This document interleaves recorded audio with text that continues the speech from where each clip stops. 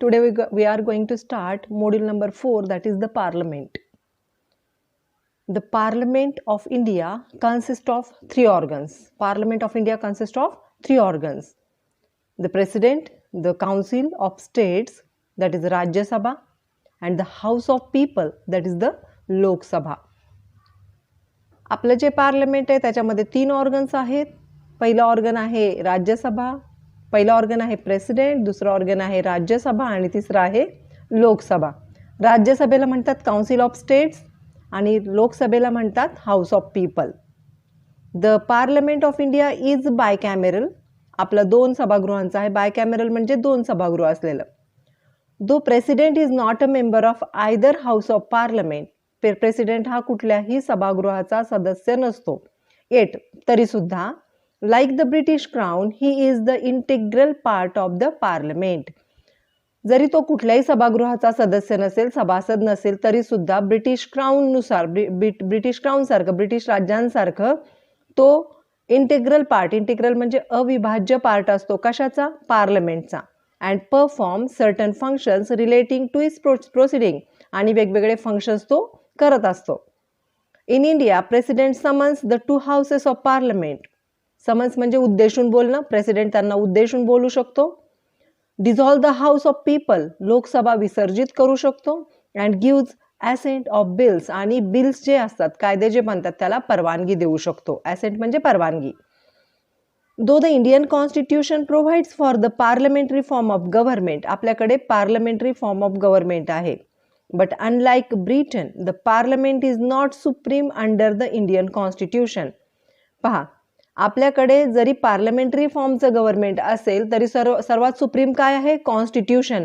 Constitution नंतर पार्लमेंटचा number लागतो. In India the constitution is supreme. The Indian parliament is the creature of the constitution. पहा, creature म्हणजे काय? तर निर्माण झालेलं. पार्लमेंट कॉन्स्टिट्यूशनमधून निर्माण झालेलं आहे parliament. Derives all its powers from the constitution. आणि कॉन्स्टिट्यूशनने त्याला सर्व पॉवर्स देऊन टाकलेले आहेत. It is not a sovereign body. ती स्वायत्त बॉडी नाही किंवा स्वायत्त घटक नाही. म्हणजे सार्वभौमत्व नाही आहे त्याच्याकडे. सर्वात वर सुप्रीम अथॉरिटी कोण आहे? Constitution. Okay. About the parliament, about the law, there is the constitution. So पार्लमेंटचा एक चार्ट केलेला आहे इथं. पार्लमेंट, राज्यसभा, लोकसभा, प्रेसिडेंट, त्याच्या खाली लिहिलं integral part of parliament, not a member of either house. हे चार्ट जेव्हा तुम्ही बनवता आणि लिहिता तेव्हा तुमच्या मार्कांचं इम्प्रेशन चांगलं पडतं. आणि मेन म्हणजे तुम्ही लक्षात पण ठेवू शकता. वरचा एवढा मोठा पॅराग्राफ लक्षात ठेवण्याच्या ऐवजी तुम्ही छोटेसे चार्ट्स लक्षात ठेवू शकता आणि त्याच्यावरून तुम्ही छोटी छोटी वाक्य बनवली तरीसुद्धा तुमचं पूर्ण आन्सर तयार होतं. Okay. So here constitution of house of parliament. Constitution कसं आहे? रचना कशी आहे? पहिला आहे composition of Lok Sabha. Lok Sabha is a popular chamber. आपल्या सगळ्यांना लोकसभा माहिती आहे. And elected directly by the people. लोकसभेच्या सभासदांना, सदस्यांना आपण डायरेक्टली निवडून देतो. The maximum strength of the Lok Sabha has been fixed at 550 members of whom not more than 530 are elected by the votes in the states. पहा, 550 पैकी 530 आपण वोटिंग करून इलेक्शननी निवडून देतो. And not more than 20 represent the union territory. आणि 20 members कुठले असतात? घटक राज्यांचे, म्हणजेच union territory. The term of Lok Sabha is 5 years. लोकसभेचा कालावधी किती आहे? 5 वर्षाचा. But it can be shortened by dissolution of the Lok Sabha. पण कधी कधी लोकसभा मध्येच डिझॉल्व्ह होते एखाद्या कारणासाठी, तर कमी सुद्धा कालावधी होऊ शकतो. आता कंपोजिशन ऑफ राज्यसभा पाहूया. The maximum strength of the Rajya Sabha has been fixed at 250 peoples are there, members are there. 238 members are elected representative members of the state. 238 लोक हे स्टेटचे रिप्रेझेंटेटिव्ह असतात, वेगवेगळ्या स्टेटचे. And 12 members are nominated by the president from among those who have special knowledge or practical experience of such matters as literature, science, art and social services. पहा, 238 members हे कुठले असतात? इलेक्ट. त्यांना स्टेटमधून रिप्रेझेंटेशन करतात ते लोक. पण बाकीचे जे आहेत 12 मेंबर्स हे कुठून निवडले जातात? ज्यांनी आर्टमध्ये म्हणजे कलेमध्ये काही कामगिरी केलेली आहे, लिटरेचरमध्ये कामगिरी केलेली आहे, सायन्समध्ये कामगिरी केलेली आहे, अशा लोकांना 12 मेंबर्सना नॉमिनेट केलं जातं. ऑफ द स्टेट अँड युनियन टेरिटोरीजमधून. Rajya Sabha is permanent house. It is not subject to dissolution. Rajya Sabha ही परमनंट हाऊस आहे आणि याच्यामध्ये डिझोल्युशन होत नाही. Its members are elected from a period of 6 years. पहा, याचे जे मेंबर्स आहेत ते 6 वर्षांनी निवडून येतात पुन्हा पुन्हा. But 1/3 of its members retired after every 2 years. 6 वर्षांनी मेंबर्सची इलेक्शन होतं, पण दर 2 वर्षांनी 1/3 मेंबर्स हे रिटायर्ड होतात, त्यांच्या जागी नवीन येतात. त्यामुळं काय होतं, हे स्थायी सभागृह आहे. इथे सभागृह विसर्जित होत नाही. जसं लोकसभेचं होतं 5 वर्षानंतर, तसं इथंही विसर्जन होत नाही. Power and functions of Indian parliament. काय काय पॉवर्स आहेत पहा. The powers and functions can be classified into following heads. पहिला आहे लेजिस्लेटिव्ह पॉवर, दुसरा आहे एक्झिक्युटिव्ह पॉवर, तिसरं financial power, constituent powers, judicial power, electoral power आणि अदर पॉवर्स. ह्या सगळ्या पॉवर्स, जवळजवळ 6 प्रकारच्या पॉवर्स ह्या कुणाच्या आहेत? 7 प्रकारच्या पॉवर्स ह्या पार्लमेंटला आहेत. त्यातली पहिली पाहूया, legislative power. All the subject in our constitution are divided among state, union and concurrent. आता हे पुन्हा ऐकून आपण आता पाठ झाले आपलं. कॉन्करंट लिस्ट, अशा 3 लिस्ट आहेत आपल्याकडे. In concurrent list parliamentary law is overriding over state legislative law. Overriding एकत्र शब्द आहे. पार्लमेंटरी लॉ हा काय? ओव्हररायडिंग आहे, काय वरचढ ठरतो स्टेट लॉच्या समोर. Constitution also have power to make law with respect to state legislature in the following circumstances. पहा, पार्लमेंटला सुद्धा कायदे बनवण्याची अथॉरिटी आहे एखाद्या स्टेटमध्ये फॉलोइंग सर्कमस्टन्सेसमध्ये. When Rajya Sabha passes a resolution to that effect. पहिला आहे लेजिस्लेटिव्ह पॉवर्स. ऑल द आपण पाहिलं आता कॉन्करंट लिस्ट आहे. In concurrent list, parliamentary law is overriding than state legislative law. Constitution also have powers to make law with respect to state legislature. हे आपण पाहिलेलं आहे, आधी पण पाहिलेलं आहे. आता कुठल्या सर्कमस्टन्सेसमध्ये हे सुरू करतात ते पाहूया. When Rajya Sabha passes a resolution to that effect. राज्यसभेने रिझोल्युशन म्हणजे ठराव पास केला तर. When national emergency is under operation. जेव्हा नॅशनल इमर्जन्सी असते त्यावेळेस. When 2 or more state request parliamentary to do so. जेव्हा 2 किंवा अधिक स्टेट आमच्याकडे कायदे करा असं रिक्वेस्ट करतात तेव्हा. When necessary to give effect to international agreements, treaties and conventions. ज्यावेळेस इंटरनॅशनल ट्रीटीज असतात किंवा कन्व्हेन्शन्स असतात, वेगवेगळ्या परिषदा असतात किंवा इंटरनॅशनल ॲग्रीमेंट्स असतात, त्या काळामध्ये हे राज्यसभा स्टेटसाठी कायदे बनवू शकते. Wien presidents rule is in operation. किंवा पंतप्रधानाची राजवट काय केलेली आहे? लागू केलेली आहे. अशा वेळेस काय केलं जातं? पार्लमेंट स्टेटसाठी वेगवेगळे कायदे बनवू शकतं. आता एक्झिक्युटिव्ह पॉवर्स पाहूया. According to parliamentary form of government, executive is responsible to the parliament for its acts and policies. पहा, पार्लमेंटरी फॉर्म ऑफ गव्हर्नमेंट आहे आपलं. प्रेसिडेन्शियल फॉर्म ऑफ गव्हर्नमेंट आणि पार्लमेंटरी फॉर्म ऑफ गव्हर्नमेंट अशा 2 पद्धतीचे government असतात. प्रेसिडेंटरी form म्हणजे तिथं president हा सर्व असतो. पार्लमेंटरी फॉर्ममध्ये काय आहे? प्रेसिडेंट आहे, पण पार्लमेंटच्या थ्रू म्हणजे Rajya Sabha, Lok Sabha, prime minister, council of minister यांच्या थ्रू कारभार चालवला जातो. त्याला म्हणतात parliamentary form of government. Okay, so आपलं पार्लमेंटरी फॉर्म ऑफ गव्हर्नमेंट आहे. Executive is responsible to the parliament for its acts and policies. जे कायदे बनवले जातात त्याच्यासाठी जे एक्झिक्युटिव्ह असतात ते रिस्पॉन्सिबल असतात. Hence parliament exercise control by various measures like committees, questionnaires, 0R etcetera. पहा, तरीसुद्धा पार्लमेंटला कायदे बनवण्याच्या अथॉरिटीज असतील तरीसुद्धा पार्लमेंटवर सुद्धा काय आहे? एक अंकुश आहे. वेगवेगळ्या कमिटीज आहेत, 0R आहे, चर्चा आहेत. याच्या थ्रू पार्लमेंटनी बनवलेल्या कायद्यांवर सुद्धा काय ठेवला जातो? अंकुश ठेवला जातो. Qualification disqualification for membership of parliament. काय क्वालिफिकेशन आहे? आपण हे शिकलेलो ॲक्च्युली सिविक्समध्ये. जेव्हा तुम्ही 8वी ते 10वी जेव्हा नागरिकशास्त्र शिकत असाल, सिविक्स शिकत असाल, त्यावेळेस तुम्ही हे शिकलेले आहात. क्वालिफिकेशन पाहूया. हे कॉमन आहे. अ सिटिझन ऑफ इंडिया, भारताचा नागरिक असावा. Not less than 30 years of the as in case of the council of state, राज्यसभेसाठी 30 वर्षापेक्षा त्याचं वय कमी नसावं. And not less than 25 years of as in the case of house of people. लोकसभेसाठी उभं राहण्यासाठीची वयोमर्यादा किती आहे? 25 years. साऊंड माइंड, त्याला साऊंड माइंड म्हणजे काय? तुम्ही हे शिकलेलं आहात कॉन्ट्रॅक्टमध्ये. साऊंड माइंड म्हणजे काय? तर ज्याला निर्णय क्षमता आहे, ज्याचं मन सज्ञान आहे, त्याला कळतं.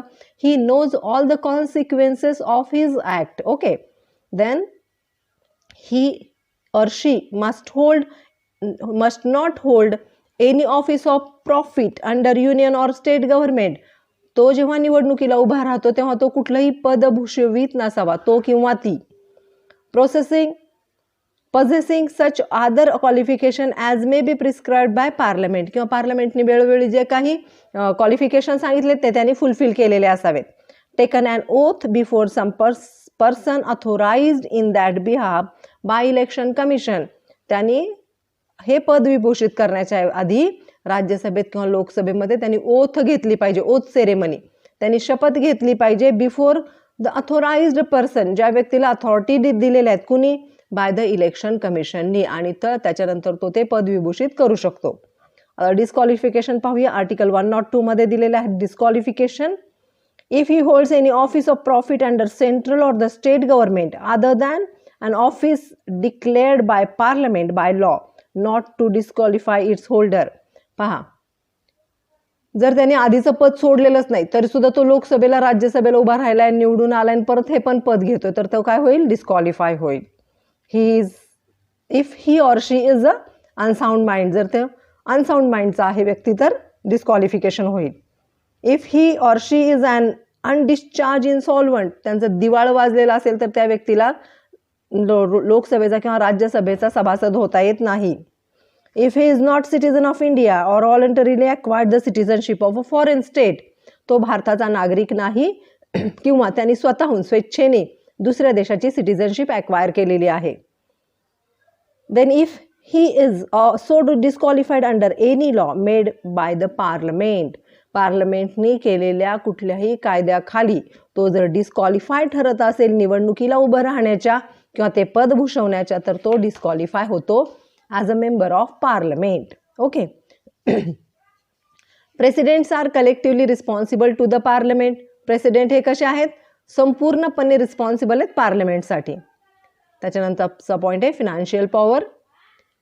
It includes enactment of budget, scrutinizing the performance of government with respect to financial spending through financial committees.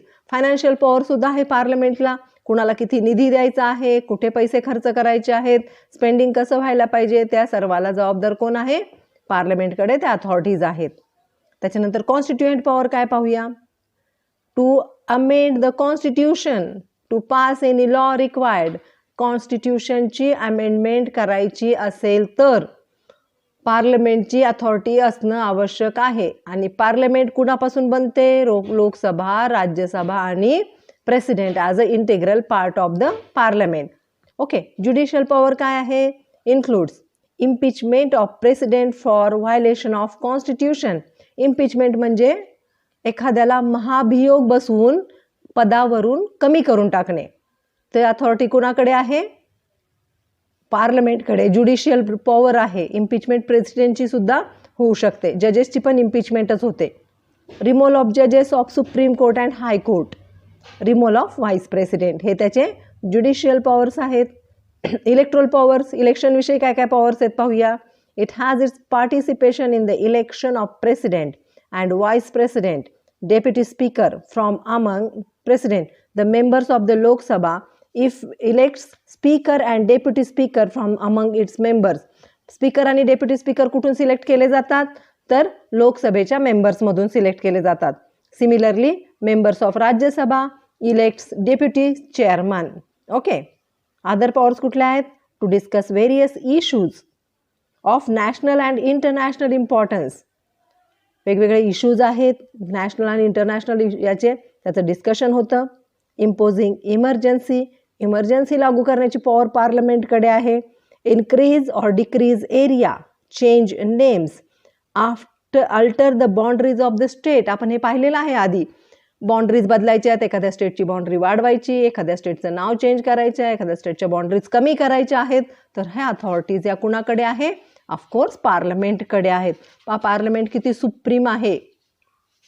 त्याच्यानंतर the constitution also empowers the parliament to make law on a state subject. कॉन्स्टिट्यूशननी पार्लमेंटला authority दिली की ते state सब्जेक्टवर सुद्धा काय करू शकतात? लॉ बनवू शकतात. For example, when a proclamation of emergency in operation, आणीबाणी जाहीर झालेली आहे, आणीबाणी डिक्लेअर झाली, मग अशा वेळेस कायदे कोण बनवतं? Parliament. Wien presidents rule is in operation in the state, जेव्हा पंतप्रधानांची राष्ट्रपती राजवट लागू केलेली असते त्यावेळेस सुद्धा कोण काम करतं? पार्लमेंट. ओके. आता meeting of parliament, session of parliament. Meeting of the parliament हा आपला नेक्स्ट पॉईंट आहे. Session of parliament. The parliament shall form time to time summon each house, summon म्हणजे संबोधित करणे, of the parliament to meet at such a time and place as he thinks fit. But the right of the president to summon the house is subject to the condition that 6 months should not intervene between its last sitting in one session and the date appointed for its sitting in the next session. पाहता, the president shall from time to time, जो president आहे तो काय करतो? उद्देशून बोलतो. कुणाला? सभागृहांना. Okay. तो मीटिंग ऑर्गनाईज करू शकतो सभागृहांची, पण अशी अट आहे की 6 महिन्यातून एकदा तो मीटिंग ऑर्गनाईज करू शकतो. म्हणजे जास्तीत जास्त किती कालावधी असायला पाहिजे? 2 सेशनमध्ये 6 महिन्यांचा. केस दिलेली आहे इन श्रीमती इंदिरा नेहरू गांधी वर्सेस राजनारायण. ही केस तुम्हाला लक्षात ठेवायची. 1975ची केस आहे. The validity of the constitution 39th amendment act 1975 हा चॅलेंज झाला होता. Was challenge on the ground that, कशावर कुठल्या ग्राउंडवर चॅलेंज झालं होतं ते पाहूया. दॅटला अंडरलाईन करा म्हणजे लक्षात येतं. The constitution of house which pass the amendment was illegal. पहा, ज्या हाऊसनी पास केलं होतं अमेंडमेंट तीच इलिगल होती. It was contended that the since a number of members of the parliament were detain under the preventive detention laws and therefore they are deprived of attending and participating in the proceeding of those houses. Hence, the 39th amendment was illegally passed. 1975 मध्ये काय केलेलं होतं? Preventive detention lodge खाली बरेचसे सभासद हे जेलमध्ये होते आणि ज्यावेळेस ही अमेंडमेंट पास केली गेली त्यावेळेस हे सभासद हजर नव्हते.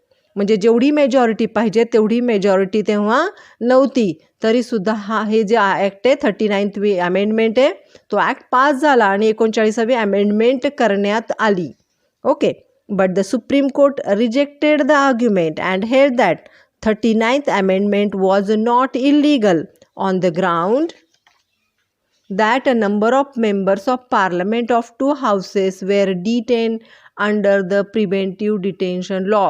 सुप्रीम कोर्टाने निर्णय दिला की ही जी अमेंडमेंट आहे ही इलिगल नाही, जरी बरेचसे सभासद हे कुठे असतील? प्रिव्हेंटिव्ह डिटेन्शन लॉज खाली ते जेलमध्ये होते, डिटेन केलेले होते, स्थानबद्ध केले गेलेले होते. ओके. तरीसुद्धा काय केले? ही अमेंडमेंट कशी आहे? लीगल आहे. आता अँटी डिफेक्शन लॉ पाहूया. याच्यावर तुम्हाला शॉर्ट नोट येते. Anti defection law is contended in the 10th schedule of the constitution. 10वं जे शेड्यूल आहे, आपण पाहिले 12 शेड्यूल आहेत कॉन्स्टिट्यूशनला, इन तुमच्या पहिल्या पार्टमध्ये हे झालेलं आहे. So in the 10th schedule of the constitution which was introduced by the 52nd amendment in 1985. 52वी अमेंडमेंट 1985 मध्ये during tenure of Rajiv Gandhi, जेव्हा राजीव गांधी होते पंतप्रधान त्यावेळेस अँटी डिटेक्शन लॉज बनलेले आहेत. Earlier 10th schedule was related to association of Sikkim with India. पहा, 10वं जे शेड्यूल होतं आधीचं ते कशासाठी होतं? सिक्कीमसाठी होतं. Association of Sikkim with India, association झालं होतं सिक्कीमचं भारताबरोबर. Once Sikkim became full-fledged state, this schedule was repealed via the 36th amendment. पहा, 36व्या अमेंडमेंटनुसार काय केलं होतं, जेव्हा सिक्कीम हे पूर्णपणे भारतात सामील झाल्यानंतर जी 36वी अमेंडमेंट होती ती रिपील करून टाकण्यात आली. डिफिनेशन ऑफ डिफेक्शन म्हणजे काय, डेफिनेशन पाहूया. Defection is defined as to abandon a position or association often to join an opposing group which essentially describes a situation when a member of particular party abandons his loyalty towards that party and provide his support to another party. हे बऱ्याच वेळा होतं पहा. एक पार्टीमध्ये व्यक्ती असते, सभासद असते, बऱ्याच वर्ष कार्यरत असते आणि अचानक ती पार्टी सोडून दुसऱ्या पार्टीमध्ये जाते. ओके, तर याच्यामध्ये डिफेक्शनला काय डिफाईन केलं आहे, to abandon a position. Abandon म्हणजे सोडून देणे. आपली जी पोझिशन आहे एका पार्टीमध्ये किंवा असोसिएशनमध्ये ती सोडून द्यायची. ऑफन कशासाठी, to join an opposing group, आपल्या विरुद्ध पार्टीला जाऊन भेटण्यासाठी किंवा त्यांच्यामध्ये सामील होण्यासाठी आधीची पार्टी सोडून द्यायची आहे. which essentially describes a situation when a member of a particular party abandons his loyalty. Loyalty म्हणजे काय, आपली संपूर्णपणे त्यांनी लॉयल असतात, म्हणजे थोडक्यात त्यांच्याबरोबर ते फार प्रामाणिक असतात आधीच्या पार्टीबरोबर आणि ती लॉयल्टी सोडून देऊन ते दुसऱ्या पार्टीबरोबर सामील होतात. याला म्हणायचं डिफेक्शन. ओके, सो याला हिस्टॉरिकल बॅकग्राऊंड आहे. अँटी डिफेक्शन लॉ म्हणजे पार्टी सोडून जाताना आधी ते डिफेक्शन लॉ हे करायचे आहेत, म्हणजे पार्टी सोडून जाण्याच्या सारखेच जर पार्टी सोडून जायला लागले तर कायदे बनवले गेलेत की पार्टी सोडून जाता येणार नाही आहे याच्यासाठी. Okay, historical backgrounds. Originally the constitution of India carried on reference to political parties and their existence since multi party democracy had not evolved in 1950s. पहा, कॉन्स्टिट्यूशन ऑफ इंडिया कशावर आहे, तर विथ रेफरन्स टू पॉलिटिकल पार्टीजसाठीच आहे ना. Political parties आहेत त्याच्यामध्ये, त्याच्यासाठी दिलेलं आहे सगळं काही आणि त्यांच्या एक्झिस्टन्ससाठी पण तिथे रूल्स दिलेले आहेत. Since multi party democracy had not evolved in 1950. 1950मध्ये मल्टी पार्टी नव्हती, तेव्हा कुठली पार्टी होती, फक्त Congress party. And early 1960s the head of defection and their implications were not felt. तेव्हा काहीच लोक सोडून जातील, पार्टी बदलतील असं काही धोका नव्हता. Things however change after 1967 election. 1967च्या इलेक्शननंतर मात्र परिस्थिती बदलली. The 1967 election are called as watershed moment in India's democracy. Watershed moments म्हणजे काय, एकदम आकस्मिक बदल झालेला आहे इंडियाच्या डेमोक्रेसीमध्ये. 1967चं इलेक्शन कसं होतं ते पहा. In 1967, some 16 states had gone to polls. 16 राज्य होती पोल्समध्ये, म्हणजे इलेक्शनच्या याच्यामध्ये. The Congress lost majority in them, आणि काँग्रेसनी मेजॉरिटी लॉस केली होती. मेजॉरिटीमध्ये काँग्रेस निवडून आलं नव्हतं. And was able to form government in only one state, आणि फक्त एका स्टेटमध्येच काँग्रेसचं गव्हर्नमेंट स्थापन होणार होतं. This was the beginning of coalition era in India. आणि कोलिशन एरा म्हणजे काय, नव्यांची सुरुवात झालेली होती.